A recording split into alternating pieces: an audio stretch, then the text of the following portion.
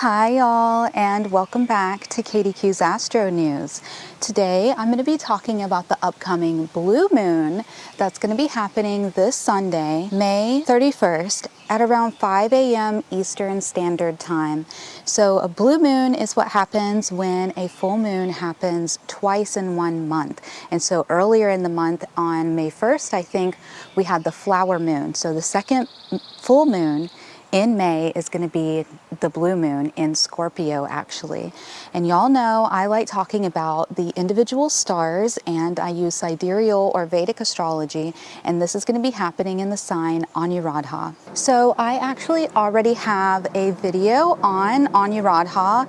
I think I did it last year around fall time, and it was during the new moon in Scorpio. And so I don't want to get all the way into the details this time about the intricacies of Anuradha.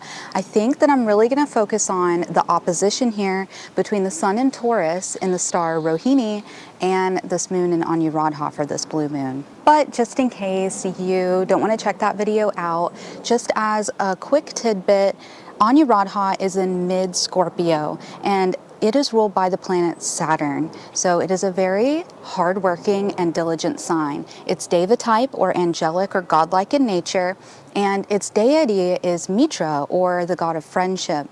It is symbolized by a lotus or a triumphal arch, something akin to a finish line or a victory. And their class or caste is Shudra, or the worker caste, and their focus is on Dharma, or their life purpose. So I don't necessarily want to focus completely on Scorpio in this case, because the majority of the planets are actually in Gemini right now. And like I said, the sun is actually in Taurus. Whereas in my last video, I really focused on that new moon in Scorpio. So it was a very dark, contemplative time. It was in the fall, so it was dark outside. But this time with this full moon, this full blue moon in Scorpio, I really want to focus on illuminating the shadows and the unconscious restrictions that we have, especially towards relationships of all kinds. Because like I said, Anuradha itself is ruled by the star of friendship, but then Rohini, where the sun is at this moment, is all about union with a lover and romance. It's important to remember at this time that this expose is not happening to shame you, but it's here to reveal what sort of desires and needs are not being met, especially after all this time that we spent balancing our inner masculine and our inner feminine. It's now time for us to focus on what types of relationships actually fit with this new version of ourselves. So there is a lot of chemistry going on between these two signs. Scorpio and Taurus have a lot in common, and yet the mode in which they express themselves is a little bit different. And so to compare these two energies in particular, since there's so much about relationship, I really wanted to kind of demonstrate the differences here between these two signs. So with Scorpio, especially ruled by Saturn here in mid-Scorpio with Anuradha, we have relationships that are informed by a sense of duty or devotion, or a sort of general unconditional love that can be applied not just to friendships, but relationships and families and friends, co-workers, neighbors, all types of relationships, including strangers. And it's associated with the 8th house. Scorpio is the 8th sign. And so you get a real polarity happening here. It's a sort of charged attraction where sometimes it's filling in a gap between two people. And the example I had here with this theme of chemistry in a romantic sense, but literally maybe a little bit of a nerdy example, this scorpionic bond reminds me of an ionic bond, which, if you guys remember, happens when you have two different elements or compounds that have a charge to them.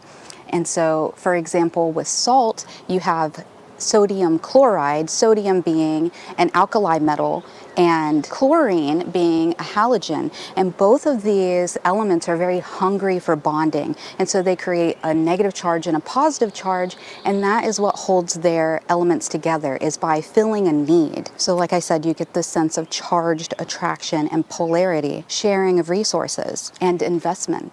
However, it can also be very explosive and hungry. On the contrary, with Taurus here in mid-Taurus in Rohini, which is ruled by the moon, which is much more devotional in a romantic and emotional sense, we get an attraction that is more about pleasure, luxury, seduction, and it can be a little bit addictive and also a bit selfish.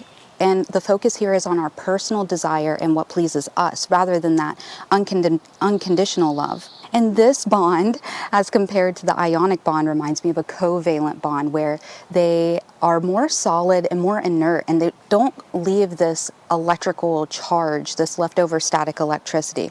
So if you think of something like water, H2O, or quartz, which is silica dioxide, you have something altogether more immersed and stable. If you compare the desire, you can really see that difference playing out. So Rohini's desire is to attract a lover and unite with them, whereas Anuradha's desire is to be regarded as a friend in all of the worlds. And so you can really see this contrast here between these types of love. I also have the archetypes deck from Kim Kranz, and this morning before I did this video I pulled a couple of cards for guidance, and I got the Eros card and the Agape card, which also really signals to this contrast between types of love. This moon is really important for exposing things, so it's also exposing the more shadowy and restricted aspects that guide us and inform us in how we make our relationships.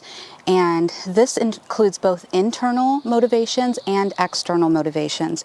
So internal motivations such as using a relationship to fill a hole or to validate your ego, for example, or because of some other need that you desire from your partner that you think that you can get through them, versus the sort of external expectations such as judgments from people, parental interference, different types of things societally that interfere with our desires, our personal desires. And it really is something akin to a labyrinth of bonds and ties and connections with people. And there can be a lot of elements of things that are rather taboo or unconventional that come up, because with the sun here in Taurus, Uranus is still there. And this is a very quirky, strange, offbeat planet. If you think of Uranus in the sky, it's literally tilted on its axis, so it's moving completely contrary to the way that the other planets move. That can also contribute to some of the restrictions and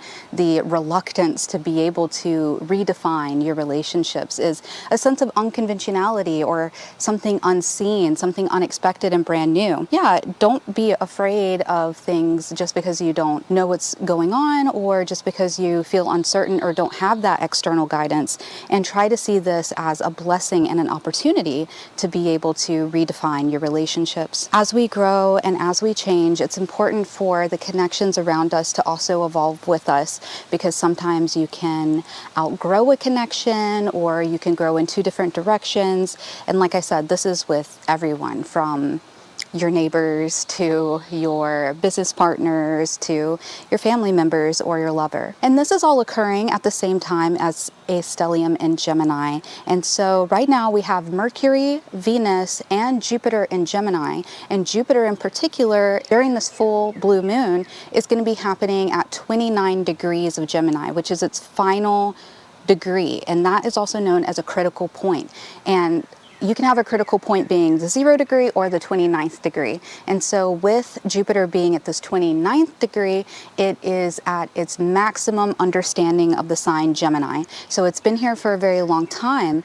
And Gemini has to do with connection as well. It's the twins, and it's ruled by the third house, which is, again, neighbors, co-workers, siblings as well. These types of almost peer-like relationships, people we see on a very regular basis, whether it's daily or weekly. We are really mastering this right now, these connections that we have regularly with people and how they influence our philosophy on life, our perspective, our future, our hopes and dreams.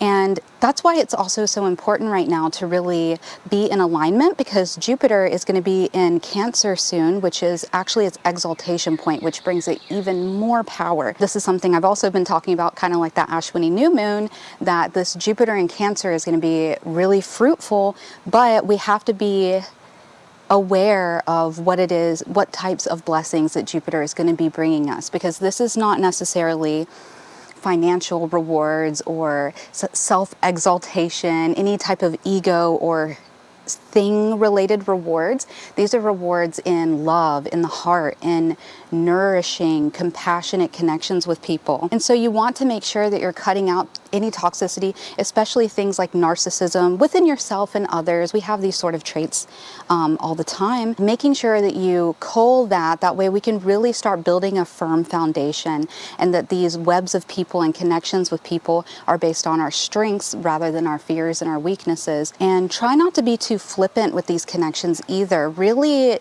take the opportunity to analyze and assess. Take a step back if you need to before you engage with people that you would usually just not think twice about. Maybe kind of take some time to yourself before and after to really contemplate how that made you feel, what was the purpose of your connection, and what the next best actions are to take based on your assessment. Because right now, like I said, Jupiter too expands, so it's creating more opportunities for regular communication and connection with other people, which is that perfect fodder for assessment. And at the same time, like I said, with sort of flippant and frivolous connections with people, it's also best to avoid gossip and drama, things that just really do not serve anyone at all in general, but I feel like right now are especially detrimental. Anuradha here in mid-Scorpio, where this full moon is happening, is ruled by the planet Saturn. And Saturn, just as a fun little tidbit here, is its color is actually blue. so we've got a blue moon happening. But also Anuradha is ruled by the lotus, and the lotus grows in muddy, stagnant waters, like I mentioned in my last video. To me, it really shows this pressure that creates sort of a diamond in the rough, is being able to bring out the beauty and the bliss and the fertility from somewhat stagnant or difficult situations, and in this case, relationships. So sometimes the relationships that are the most work or require exposing yourself the most and overcoming more issues are the ones that are the most fruitful. So keep that in mind. You shouldn't just snap into your comfort zone or your habits. And I think that's something right now too, since we have both Taurus energy and Scorpio energy, as well as the nodes are in Leo and Aquarius. These are all fixed signs. And so the fixed signs really do have a habit of stagnation and just redirecting to their comfort zone. And so that can be a little tricky at this time, and it can throw you a little bit off course right now. So really awakening to things such as codependency and different triggers that urge you to double down into your ego, or to protect your ego, or to justify your decisions, whether it's individually or in the choices that you've made in partnerships and relationships of all kinds. Like I said, this is not being exposed to embarrass you or make you feel like you've done something wrong, or that you need to adjust because you're a bad person. It's nothing like that. It's just sometimes we have outgrown a situation, and so it's time for us to really take stock of what needs to be adapted. That blue moon energy, this is a really rare and special opportunity for us to liberate us from these toxic ties and to guide us to healthier, although perhaps more uncomfortable and unfamiliar patterns that are going to serve us more in this next longer phase that we're entering, this next 10, 12-year phase that we're entering into now. And just a little bit of the storytelling, because for some reason I've had a bit of a through line with comparing the Vedic stories to my Christian faith, because yeah, I'm a Christian mystic. I'll probably make a video on that one day, but that's why I'm always like drawing connections between Christianity and what I'm studying here with Vedic astrology. And in my last video with Kritika, I was talking about Adam, Kritika being that original man sitting in his own creation on the Taurus side. Now Rohini, this sun in Rohini, in mid-Taurus is more so akin to Eve. It's very feminine and receptive and reflective of that Kritika atom energy. However, while I was writing this, I was thinking about the parallels between Anuradha and the archangels that are guarding the gates of Eden. Because Anuradha is a Deva type, like I said, and they're Saturnian. So their instinct is to reinforce social rules. Their instinct is to protect Eden and protect Rohini and Eve from knowledge, from especially things like lust and sexual attraction, because it keeps things steady and supported. So yeah, so Anuradha is just fulfilling their divine purpose by upholding the social order and keeping this safe web and net together for the greater good of all, which is more that agape feeling, that feeling of unconditional love, love for all, and keeping things in order and balanced. But, you know, Anuradha is also not great for marriage. That's one of the things they do not recommend, especially here in Scorpio. Moon is debilitated here in Scorpio, and Moon loves being in Taurus and in Rohini. And also alongside that, Rohini is the snake. They're the snake yoni, and their counterpart is Mrigashira, which is also the snake yoni. And with Mercury right now being in Mrigashira, Mrigashira is also the serpent. It's their yoni consorts to Rohini, so they're a natural pair. This Eve energy is naturally attracted to the serpentine archetype that is all about desire. It is all about knowledge. Mrigashira crosses into Gemini, which is where it is now, which is the awareness and awakening of not just the intellect, but to things such as lust and desire, which especially with full moon in Scorpio, those sort of hidden desires are definitely going to be at the forefront of this moon. Although these angels mean well, they're just agents of the divine. They're just fulfilling their natural purpose that they were designed for. And Anuradha reminds me of that, especially the way that Scorpio is looking at Taurus, kind of holding it in place in an almost fearsome way, because Scorpio is a very sexual, very seductive sign, but it is also a sign that's very challenged and difficult and extreme and a little scary. And so it's almost like these are the types of fears that are trapping us in Eden and not allowing us to move forward into life, because we don't want to just stay in Eden. That's not the point. The point is for us to gain all of the awareness, gain our sovereignty, and then be able to attain salvation or moksha or heaven on earth anyway, despite the fear, despite the knowledge. So anyway, I know that this moon is a lot about romance and connection and chemistry and all of those sort of things, but outside of that, we also have a very hard-working energy here with both Taurus and Scorpio. Anuradha, like I said, is ruled by Saturn, which is all about hard work, but one of the traditional symbols for Rohini is actually an ox carrying a cart. So it again kind of speaks to that tenacity, longevity, hard-working endurance behind both of these signs. And so this is really a good time for committing to your work, especially for doing things that are tedious maintenance or requires a long sustained effort through something that might not be very exciting, or attempting to bring a little bit of beauty to things like that. And remember, if you work hard, you should also play hard. Don't just get stuck in a workaholic mindset. That can definitely be an issue right now too.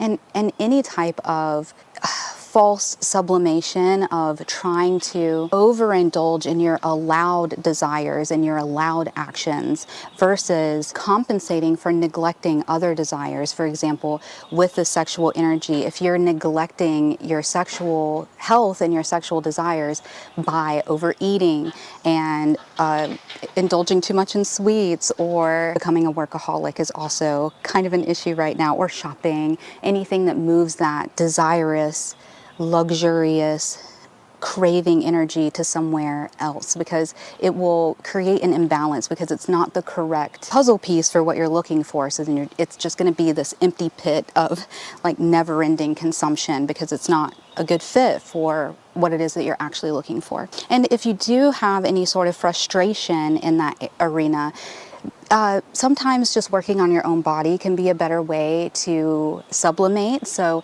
especially now, I know I always have some sort of weird health recommendation. And during this time, I would recommend more heavy and intense endurance related exercise, things like weightlifting or hiking up a mountain, things like that that require a lot more tension and pressure to be able to get through. And finally, alongside those lines of sublimation, another way to sublimate this devotional energy on the side of Anuradha is to do their Shakti power. Their Shakti is Radhana Shakti, which is the power to worship.